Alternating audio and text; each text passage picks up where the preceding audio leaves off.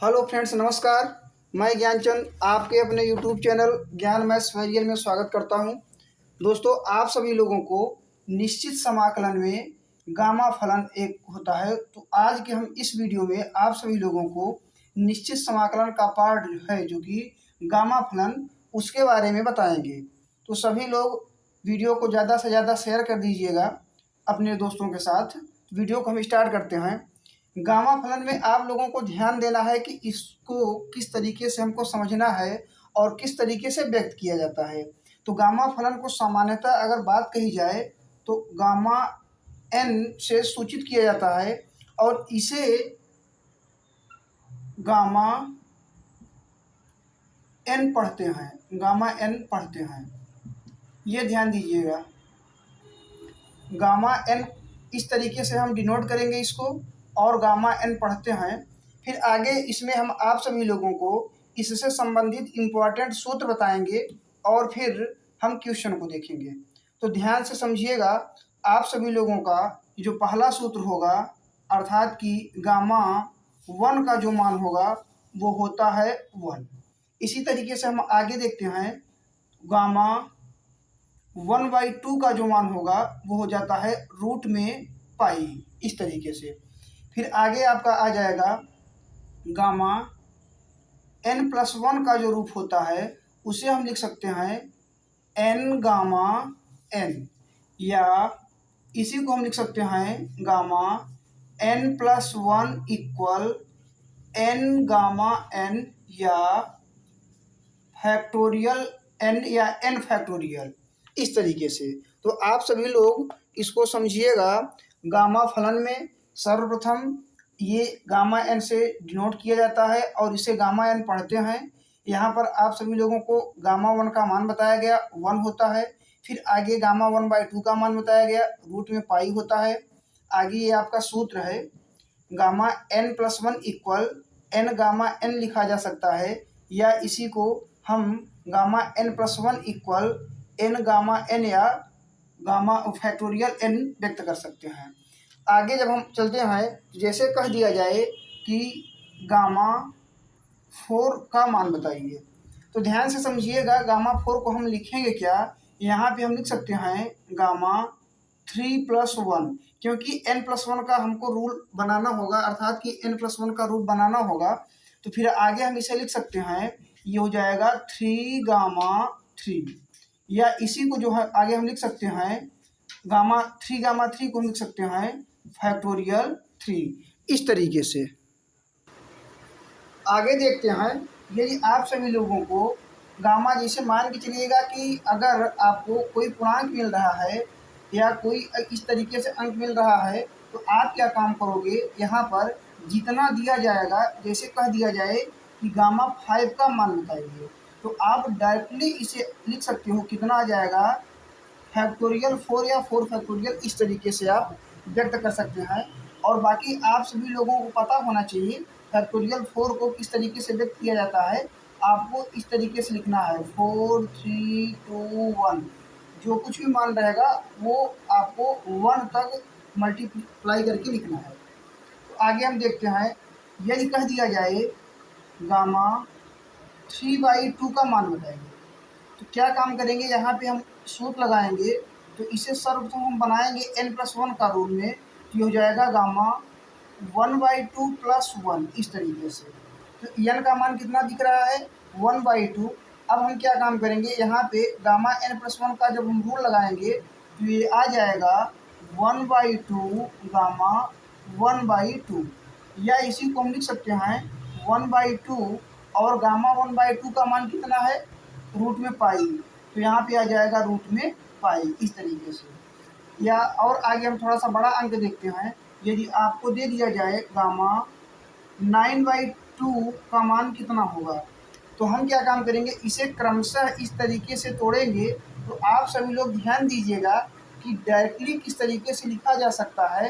तो जितना यहाँ पे रहे अंक, उसमें से जो है तो हमको 2 घटा करके लिखना है, अर्थात कि 9/2 है, तो हम क्या काम करेंगे, यहाँ पे लिखेंगे 7/2 इंटू 7 में फिर हम 2 को प्लेस करेंगे, तो यहाँ पे आ जाएगा 5/2 इंटू 5 में फिर से हम 2 घटाएंगे तो 3/2 इंटू 1/2, और जैसे ही 1/2 आ जाएगा इंटू में हम रूट में पाई लिख देंगे। ये समझ में आया होगा। एक क्वेश्चन हम आप सभी लोगों को फिर से यहाँ पे समझा रहे हैं, तो ध्यान से समझिएगा।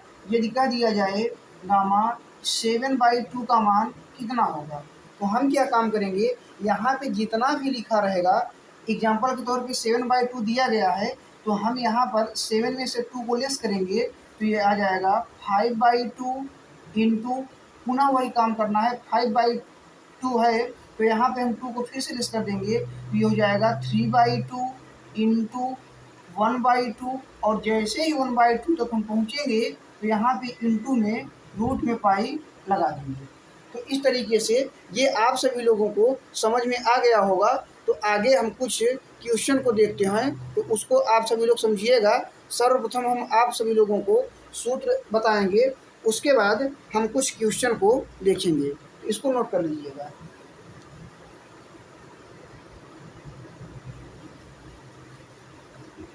तो यहाँ पर हम गामा फलन का सूत्र देखेंगे। आप सभी लोगों को एक शॉर्ट वीडियो में सूत्र बता दिया गया था, उसको जाके देख लीजिएगा। तो यहाँ पे आपका जो इम्पोर्टेंट सूत्र है वो है इंटीग्रेशन 0 से π/2, ये निश्चित समाकलन का ही है। तो ध्यान दीजिएगा, sine to the power mx into cos to the power nx dx। अगर हमको इस रूप का मिल जाएगा तो हम कैसे जानेंगे, ये भी ध्यान दीजिएगा। यदि आपका लिमिट 0 से π/2 रहेगा तभी ये गामा फलन बनेगा, और तभी हमको ये वाला सूत्र भी यूज करना है। सपोज करिए कि यदि मान के चलिए आप लोगों को यहाँ पर पाई दिया जाए, तो आप क्या काम करोगे, प्रगुण जो बताया गया है निश्चित समाकलन में, 2 यहाँ पे आ जाएगा और 2 का यहाँ पे डिवाइड करोगे, तब आप क्या काम करिएगा कि ये आपका गामा फलन बन जाएगा। तो हम यहाँ पे लिखेंगे, इसका जो सूत्र होता है वो हो जाता है gamma m+1/2 into gamma n+1/2 total का बटे 2 गामा m+n+2/2।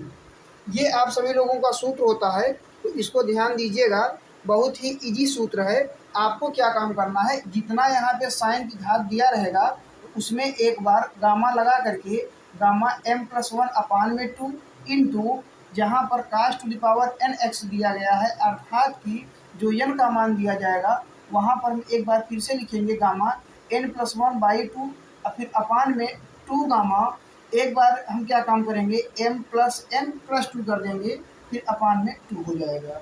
तो हम एक क्वेश्चन देखते हैं, आप सभी लोग समझिएगा। आपका क्वेश्चन है इंटीग्रेशन 0 से π/2 sine to the power 5x into cos to the power 4x dx। ये आप सभी लोगों को सेम क्वेश्चन दिख रहा होगा। यहाँ पे लिमिट भी 0 से π/2 है। तो हमको क्या पता चला कि m इक्वल कितना मिल गया 5 और n इक्वल कितना मिल गया 4। ये विशेष ध्यान दीजिएगा।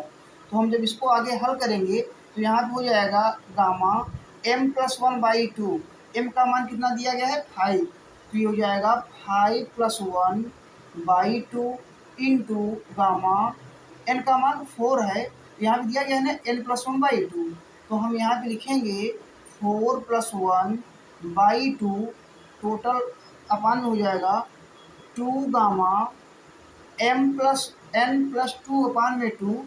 तो ये m का मान दिया गया है 5 प्लस n का मान दिया गया है 4 प्लस 2, और अपान में कितना कर देंगे 2 कर देंगे। इस तरीके से आगे जब हम इसको सॉल्व करेंगे तो ध्यान दीजिएगा, ये हो जाएगा गामा 5 और 1 6 हो जाएगा। 6 में 2 का जब हम डिवाइड करेंगे तो ये आ जाएगा गामा 3 इंटू यहाँ पर गामा 4+1/2, फिर आ जाएगा गामा 5/2, फिर अपान ये हो जाएगा 2 गामा 4 और 5 9 9 और 2 11 11/2, ये हो जाएगा 11/2।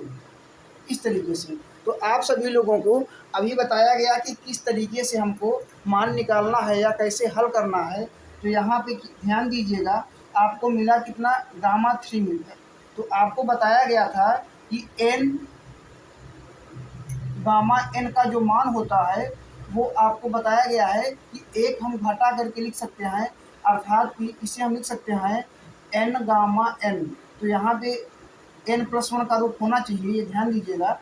एन प्लस वन का रूप जब हम रूप बना लेंगे तो हम इसको इतना लिख सकते हैं।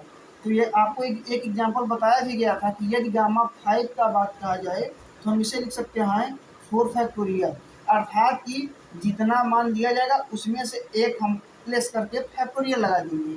तो यहाँ पे कितना दिया गया है, गामा 3, हम यहाँ पे लिख सकते हैं 2 फैक्टोरियल इंटू 5/2 है। तो गामा 5/2 का मान अभी बताया गया है, किस तरीके से ज्ञात करेंगे।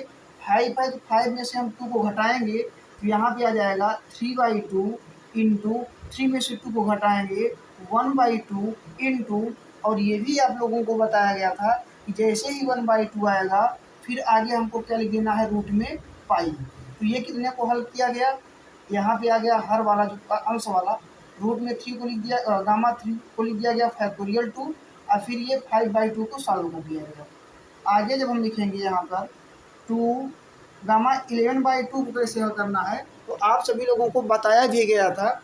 हम यहाँ पे लिखेंगे 2 इंटू 11 में से जब हम 2 को घटाएंगे तो ये जाएगा 9/2, यहाँ पे समझिएगा, ये हो जाएगा 9/2 into 7/2 into 5/2 into 3/2 into 1/2 into root में कितना जाएगा, पाई।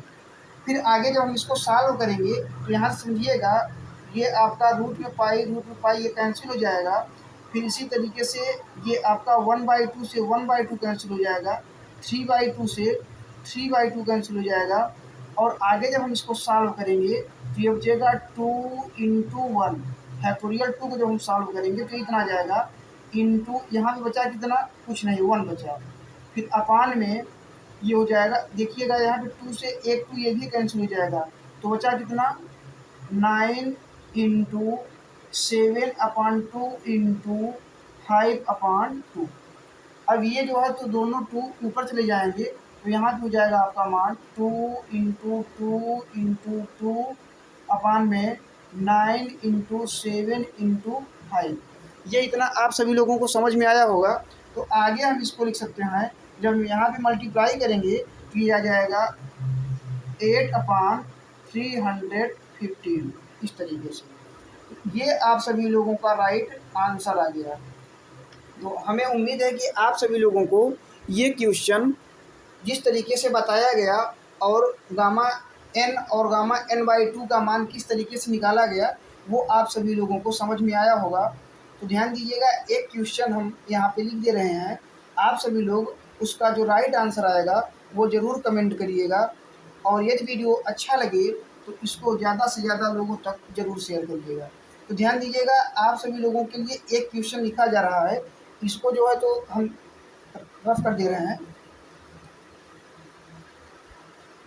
आपका क्वेश्चन है इंटीग्रेशन 0 से π/2 sine cube x into cos square x dx। इस क्वेश्चन का जो कुछ भी राइट आंसर आएगा तो वो ज़रूर कमेंट करिएगा। आज के लिए इतना ही, धन्यवाद।